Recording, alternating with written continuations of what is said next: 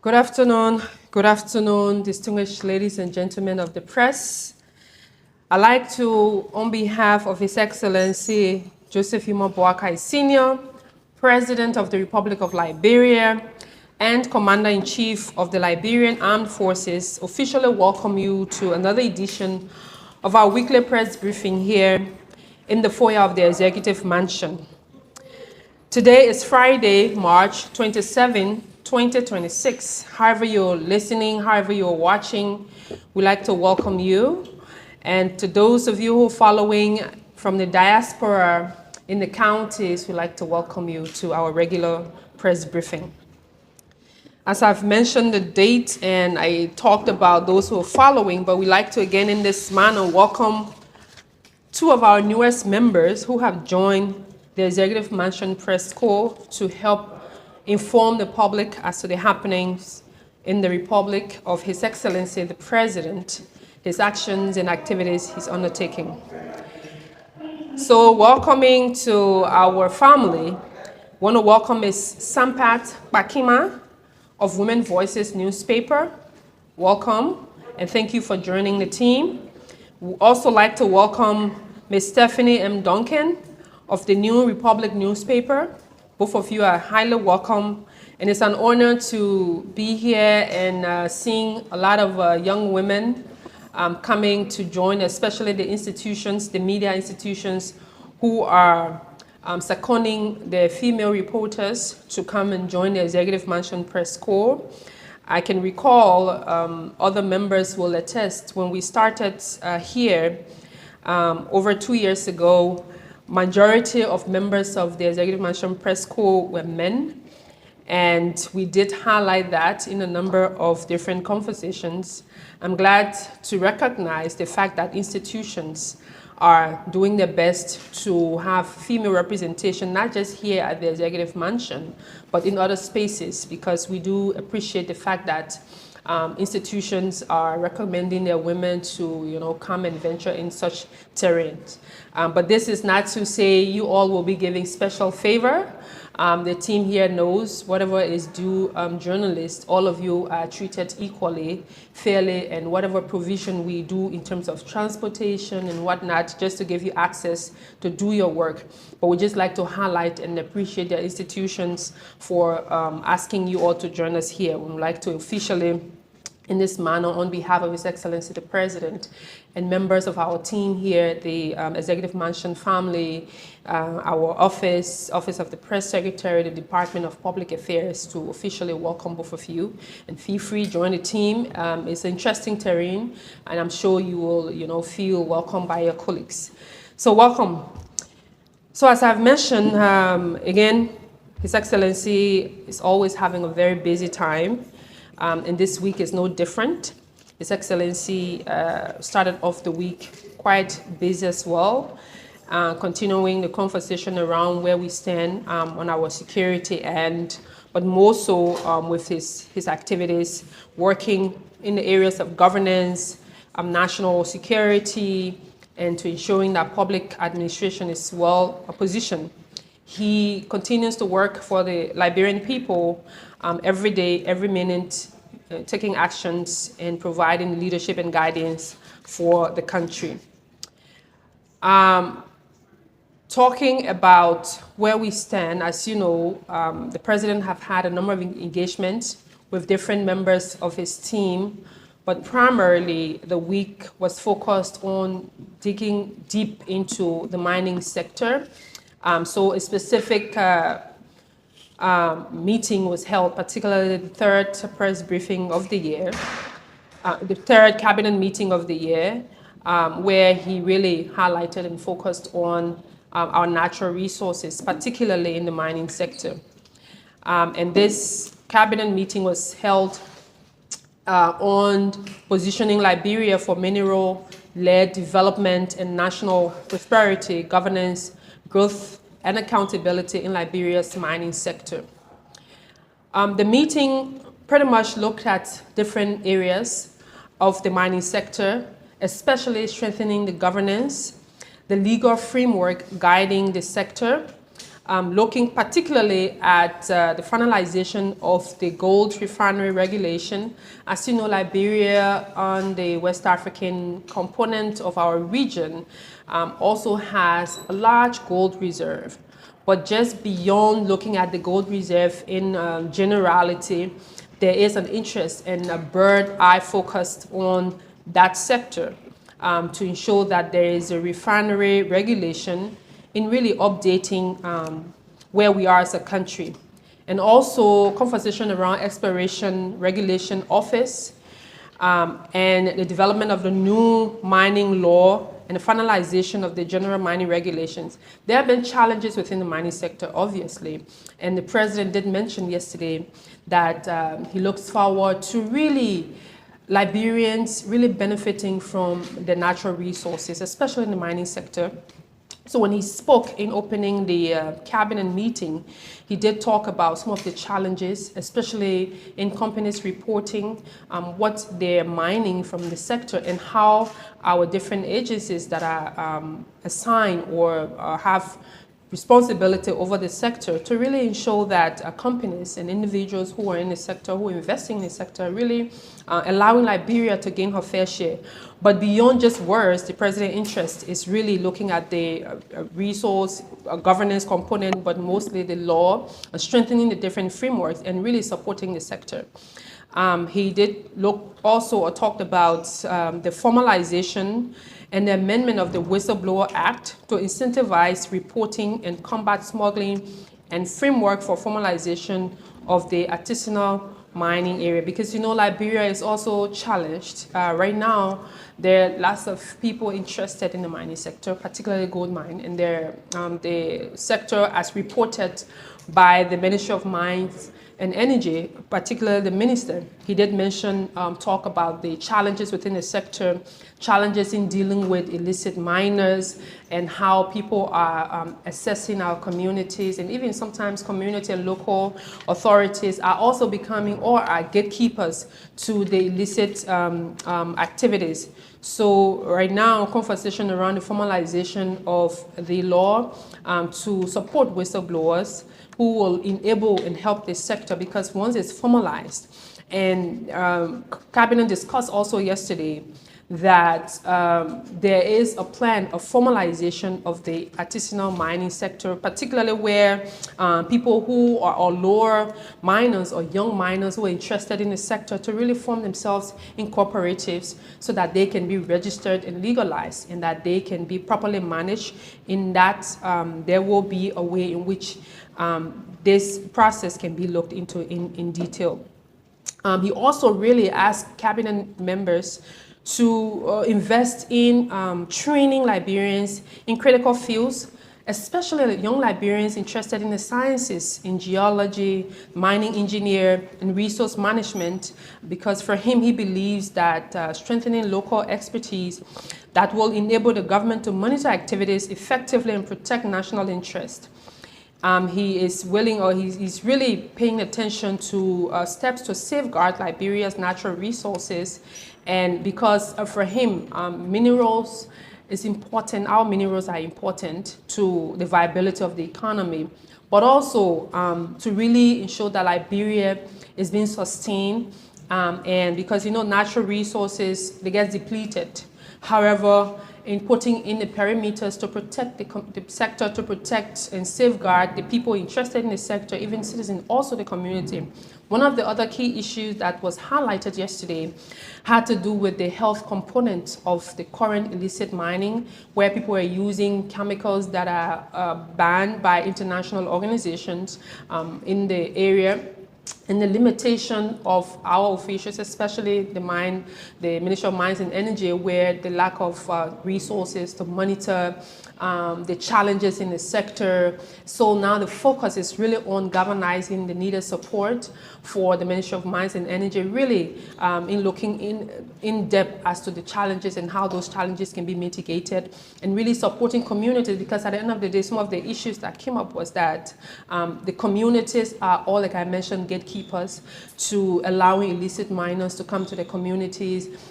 Some of them will receive some kickbacks, give them some money, and they smuggle in people to come and do that. So right now, the law is being worked on. The president is really concerned about that, and he's looking forward to his team really putting, strong safeguards so that Liberia can benefit from her natural resources and not just communities getting little or nothing. Besides illicit mine, also conversation around the bigger companies, and what Liberia is going, the pathway now is to also establish the Liberian Mineral Company, where Liberia will also be a part of the conversation, in that our natural resources will not just be exported and with limited, saying.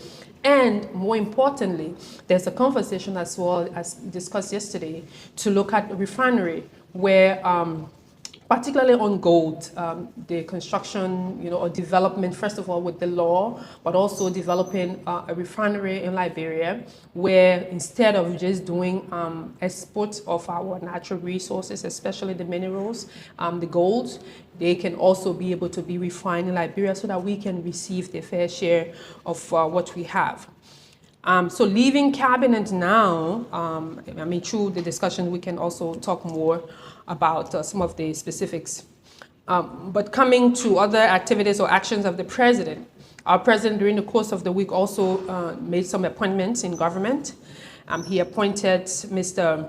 Benedict Harlison as Deputy Minister of Administration. As you may know, the position was made vacant by the appointment of Mr. Bill McGill Jones, who joined us here at the Ministry of State as Deputy Minister for Administration.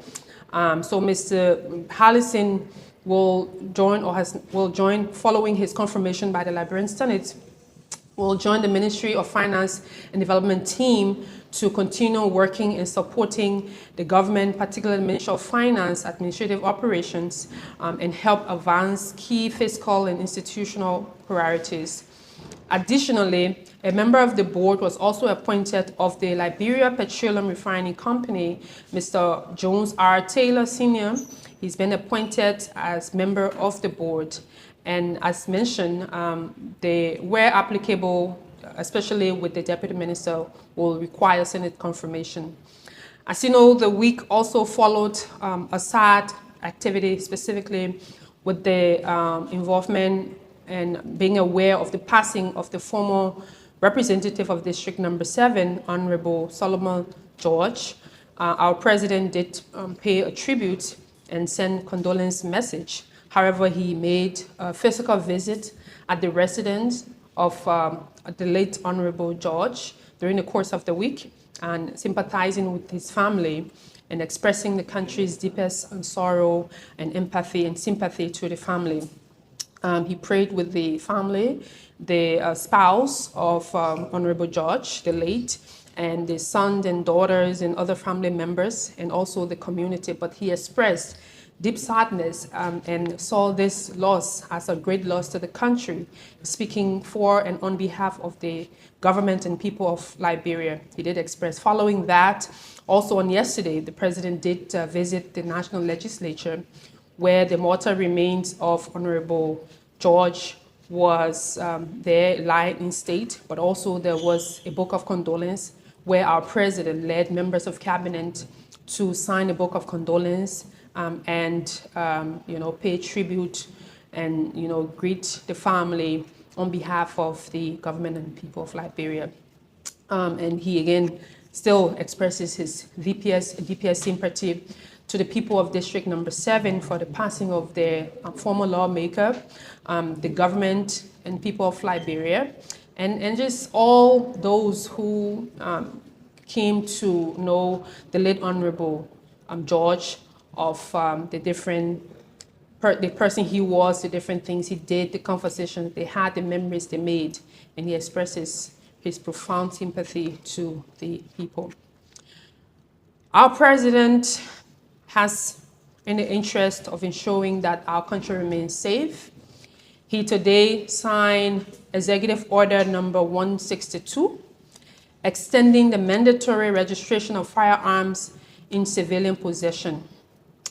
So the purpose of Executive Order 162 is to address the growing national security threat from illicit firearms and ammunition, including locally manufactured and military-style weapons linked to armed robberies, violent crimes, and prolonged conflict that undermines peace, development, and public safety.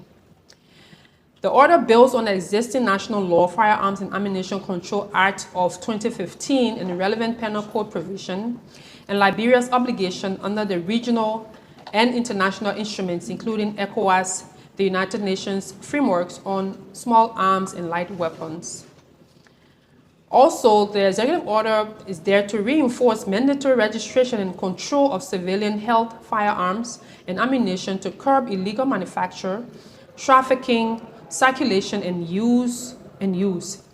Some of the exceptions will include targeted exceptions may continue to be granted by a technical committee approved by the Commission on Arms for specific control purposes. Example, regulated hunting, controlled recreational facilities, additional or traditional ceremonies, and any specific security needs. So persons who fail to comply will face administrative sanctions or criminal prosecution per the Firearms and Ammunition Control Act, and after the stipulated time frames when it's expired. The Ministry of Justice, in collaboration with the Liberian National Commission on Small Arms, the Ministry of Finance, Development Planning, and Development Partners, and local government authorities will coordinate and support the operation of the implementation of this executive order. This executive order takes immediate effect, and the government, particularly His Excellency the President, is asking all stakeholders in charge of this to govern effectively and ensure that this executive order is fully implemented. The government and the President particularly urges all firearms owners to comply promptly with the registration requirements and invites cooperation from community leaders, law enforcement, and partners to improve public safety. As at the conclusion of yesterday's cabinet, the President did also receive two major policy documents. One is the reverse national energy policy and the national net metering policy from the Minister of Mines and Energy. And these instruments will help improve the sector and ensure the issue of energy challenges will be put under control, despite the numerous efforts that's been made. So thank you all so very much. I look forward to taking your questions and your comments, should you have any. And as we always do, you state your name, the institution you represent, and your question. Thank you and have a good afternoon. Good day, Madam PBS. I am Christopher Nandiani, and I report for Parliament. So, last week you emphasized the importance of this effect on the war, that is the war effect on Liberia concerning the prices of petroleum products and other commodities on the Liberian market. And you said we shouldn't take it for joke, especially transportation fares. So yesterday, the Ministry of Transport, they came up with another price or fares on transportation, and the records are there. Whenever the Transport Ministry comes up with transport fares, drivers do not, I repeat, they do not comply.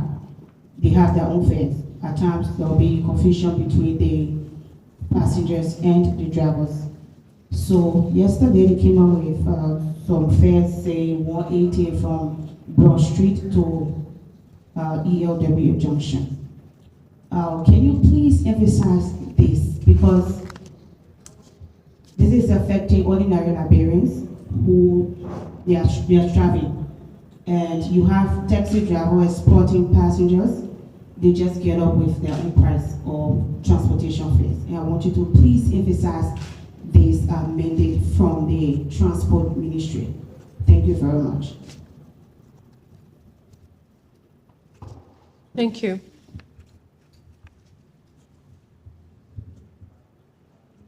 That's a good point. Christofina, there are a number of challenges that we have as a country. And you will have to understand that we sometimes are our own problems.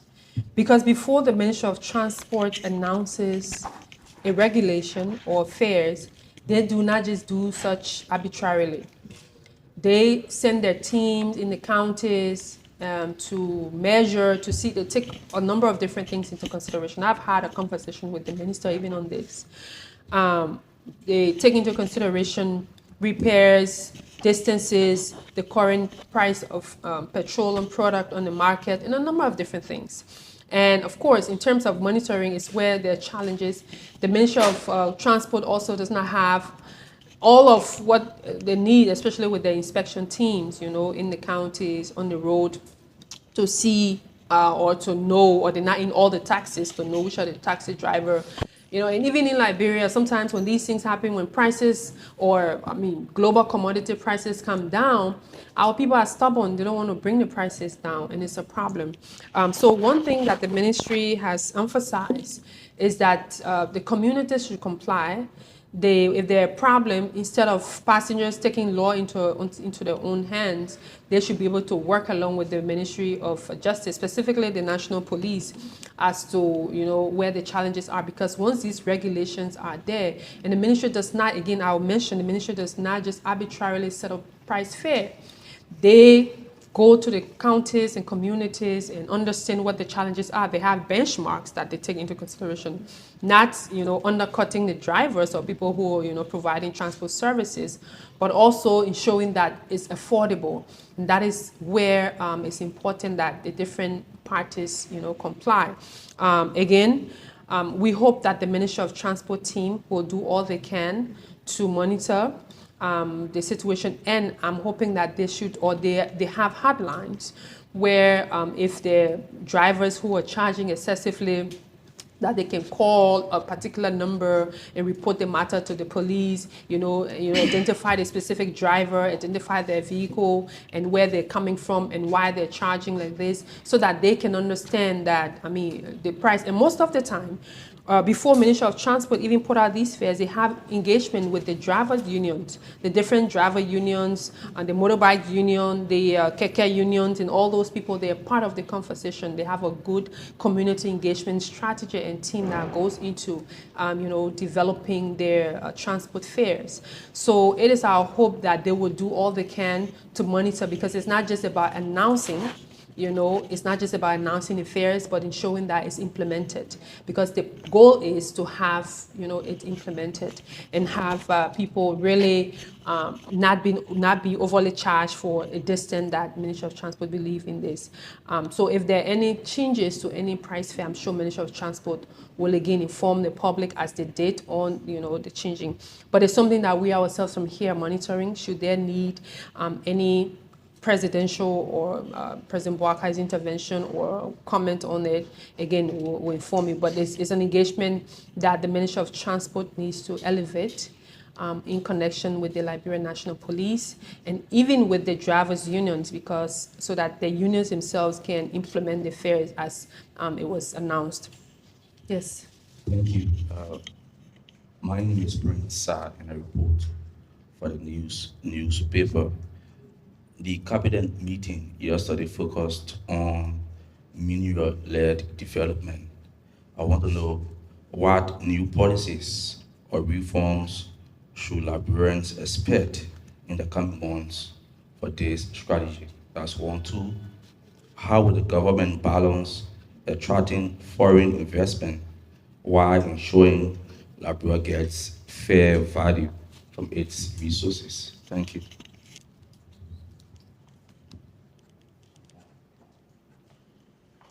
Of course, Prince, the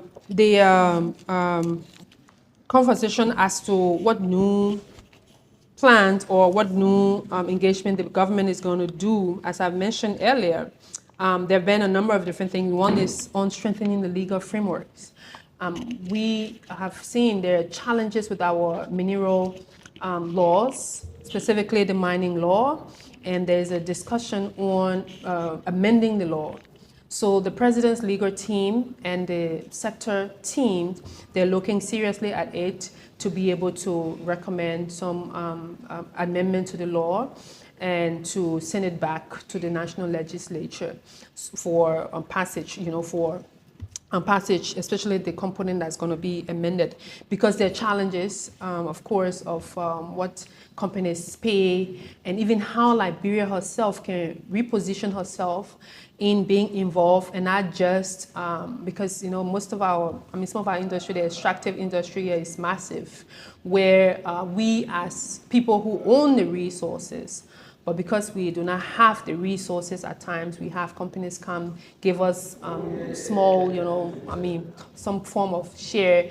and then export. And then even the capacity, our capacity to really assess what is being exported, so is where the challenges also lied. And that's where the president did talk about the need for improving training and building and developing the capacity of Liberians in the mining sectors, more mining engineers. So other issues that will definitely be looked at is also mining regulations and institutional reforms, formalization and amending the Whistleblower Act. And specifically on the Whistleblower Act, so now the conversation is that there are people who are doing illicit mining in the country in some areas. But the issue of monitoring is challenging because the M&A team, they're not everywhere. It's challenging. And before people go into a community, the community keepers are the ones who give them access.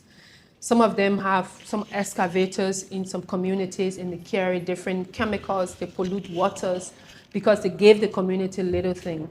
So what the president is doing now is to see how the Whistleblower Act is strengthening, in that if you're a community member, if you see some illicit activities happening in your community, but because you're afraid and you don't want to talk, there are conversations around you getting incentives. So you talk to the government, to the officials. So if, for example, you see illicit mining activities happening, you call the authorities and they come, they do arrest, they seize items and activities from people. When the plan is the government will, sell that or whatever it is, the proceed from that, you get percentage of that. Conversation around what the percentage is, but one of the conversation is about 30%. So for example, if you are someone in the community and you see illicit activities happening in the mining sector, this company, you don't know, you're just seeing foreigners or even our own people, they do not have license, because before you enter into the community to do any mining activities, you have to be licensed. So if you do not have license and you are in the community, it is the right, as the strengthening of the Whistleblower Act, that will also help to really reduce, so that if you blow the whistle, you're protected. You're not just protected, but you're giving proceeds from what you reported on. So if the government takes something, say everything came up to $100 and you get 30%, it's something, just an example. So that's some of the conversations that's going on at the moment. And to really see how structuring the sector, so that instead of John Brown got one machine here, Peter Paul got one machine here, all these, or the illicit mine, you go and do small thing, you do your whole thing, you find something, you carry, you find means to sell it, you're hiding, there's other person hiding, and you wouldn't get, So one of the conversations the president is talking with his team is that all those young people who are interested in the mines, to put it into cooperatives. So cooperatives are a group where you can get license, you can be given the authorization to practice, where you will be licensed, you will be allowed to, you'll be given equipment, you'll be given training, and you even have a pathway. When you find your minerals, you have pathway to, either, sell it to government at a fair price and you will benefit. So in structuring the sector properly, so that we learn from the mistakes of our neighbors in the region, For example, Ghana, prominent example was that before now, the state we're in now, Ghana is far ahead. So one thing we're doing, learning from the mistakes of Ghana, Sierra Leone, and Guinea, and other places around us, to really put in structural frameworks. Because with all of the geological surveys that's happening, with everything that's been talked about, Liberia has some great minerals, and even some new minerals have been discussed. So strengthening the sector for the president is what he intends to do, and it's what his team is doing. So that's why this cabinet that was held yesterday was specifically on that, to look at the other minerals that have been talked about and where the country sits. And I can tell you all that the perspective is really very high. The prospects are high. Even the projections as to where we are, what we have now, and what we will have in the future is higher. All of the graphs and arrow points to us having more resources, especially minerals, than we know of. Now that's why, if you can recall, quite recent, the president's visit to the U.S. when he met with President Trump, he did talk about the need to do an in-depth geological survey and study to understand where we are as a country, what minerals we have, so that we know. So when we're having conversation in framing our laws, framing our documentation, inviting investments and investors, we know what conversations to be had, and how it's not just about people, but also the country benefiting. Even if we set up structures, we set up our refinery, we know what conversations we're having. So the interest in the mineral sector for the president is very high, because it's shown that is one way that this issue of job creation, can really help in creating more jobs. So if you structure the sector, you put in the frameworks, the legal frameworks, the social frameworks, the health frameworks as well, because here is also, like I mentioned earlier, talking about the pollution of our waters, our environment, putting all those frameworks is really helpful, so that when we're looking at the in-depth of where we are as a country, we know it can help, a lot. And I mean, in comparison to other countries, if you go to Botswana, for example, they've really structured the sector, and Botswana mining sector contribute, almost the highest contribution to their national budget. So, and Liberia has that level of potential if we put in the right frameworks, and that is exactly what His Excellency the President and his team, they're doing on that. Yes. Thank you very much.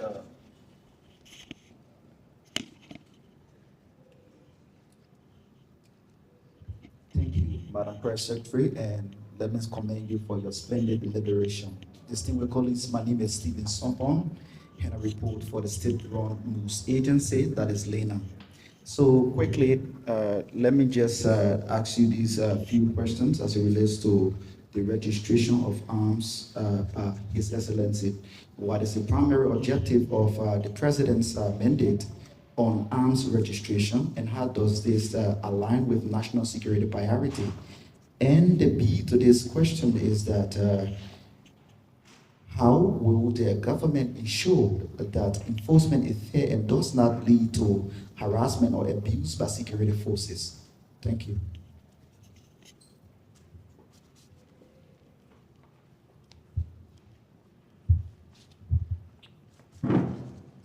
Yes. Did I see a hand? Yes, go ahead. So we just take the questions and respond to them. 231 reports. Thank you, Madam PPS. My name is Godfrey Balu-Kwanson, and I write for Reports 231. Madam Press Secretary, can you please get an update from His Excellency the President concerning the issue in Lofa? Thank you.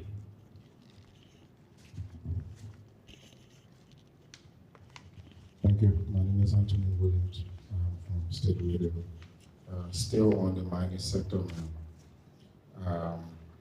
There are growing concerns, especially for those who are following me now on this broadcast. And a lot of them believe that with the issue of whistleblowing and all of that, they're accusing that authorities or local authorities are also involved with accepting bribes to allow illegal mining in their jurisdictions. So I wanted to know what is government's position on these claims. Has the executive mansion received any formal report or intelligence linking local officials to illegal mining operations? And what concrete steps does the government intend to take to monitor and regulate these kind of activities, if there are any? Okay. Thank you. On Godfrey's question, first of all, on Stephen's question on the arm registration, why? Well, again, like I mentioned in the executive order, it's intended to improve and enhance documentation of understanding where we are. As you know, there's an executive order signed earlier by His Excellency the President on ensuring that people registered the arms, and this is in enhancing that, especially with everything going on. In terms of registration, the laws are already on the books to request who can bear arms, and the institution, the National Commission on Arms, they're very much in charge of that. But with the executive order, earlier on, this executive order was signed and is expired. And this is a renewal of the previous executive order that was signed by His Excellency the President. But more so to really add emphasis on duty bearers, ensuring that they follow through on ensuring that people who have arms, they can, register and properly document what they have.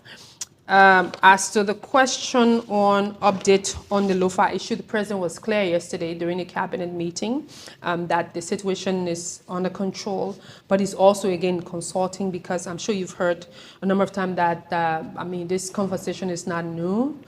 So he remains in consultation with every sector, but the team, and he did listen to the Justice Minister during the course of the week as to the actions, what we've done so far and what's happening, and where the government is going and what the government is thinking on what needs to happen. And even also did mention, the team did mention on sending additional soldiers at the border and supporting the communities there. So absolutely, and the President is on top of it. And as he said yesterday, that the matter is under control, but the consultation still continues. On the issue of the local authorities accepting bribes, and especially talking about the mines. Well, in your question, whether the President has received any report on such, I can confirm that the President has not received any complaint about local authorities accepting bribes. And that is specifically one of the reasons why this law, the amendment of the Whistleblower Act, is very important, and the President takes it really, really, really seriously. Because whether you're a local authority, whether you're a community person, whether you're Liberian, anyone found in, because if you really take bribe, someone who doesn't want to do business the right way, they're not going to declare everything to you. Even if they come, they give you some money. If someone gave you, for example, $1,000, it means the value of what they want to take is way more. So if they can take shortcut to just bribe you, it means the potential of you getting more is even higher. So the encouragement is that our people should not be parties. So in instances where local authorities are seen to be accepting bribes, and this is brought to the President's knowledge, of course, actions will be taken against those local officials. And you've seen this is not even on the mining sector alone. Cases and places where local officials are accused of any form of corruption or other matters, the President have taken actions in some instances where he suspends, in some instances he dismisses, in some instances he will dismiss officials of government or even suspend officials of government. And this, it will also be, in connection to that as well. So if public officials, local authorities are found being a part of this, because really this sector, the President takes it really, really seriously. The President takes this sector really seriously because this sector helps unlock different potentials and a lot of things tied to this. Once we can get the mining sector right, job creation will be, enhanced, electricity, all other sectors will be tied to it. So that's why he has put in serious attention to this matter. I'm sure we're done at the moment. Yes, sir. Voluntary registration of arms and ammunition as president, and I did not hear you talk about how will the government ensure that the enforcement is fair and does not lead to harassment by state security officers. Of course. So you remember there was a time where there were complaints about some security agencies who were using some means for harassment, and the president did speak very clearly against those ones. So this will not be different, and the hope is that security agencies, individuals, in charge of this will not harass people or will not use the law unfairly, and they will be used equally. So once you follow the law, that's why, in fact, the president did mention specifically that the implementation of this executive order includes the Ministry of Justice in collaboration with the Liberian National Commission on Arms, the Ministry of Finance, Development Planning, and development partners, including local government authorities, to coordinate and support the operation of the implementation. So this is clearly to say that it's not just one institution that's in charge of it. It's a multi-sector, multi-institution, multi-agency approach. So should there be any form of enforcement where agents of these different institutions are applying the law illegally or unfairly, once it's brought to the attention of the team, I'm sure they will take action. But once it comes to the president's attention, he will definitely take action against those. I'll stop here. I'm sure you all are exhausted. It's been a long weekend, and it's going to be even a longer weekend for those who are going to the Basajama Fest. Those of you who are going to Grand Cape Mount County, somebody say, I know you're going to add that there. But yeah, we want to encourage those going to Grand Cape Mount to, drive safe. The road between Montserrado and Bomi County is a little shaky, but the Cape Mount side is smooth. Take your time, enjoy Rubber Sports, one of the most beautiful counties and cities of the Republic of Liberia. The ocean is nice, Cape Mount is nice, Rubber Sports is nice, and I wish you all a wonderful weekend and good afternoon.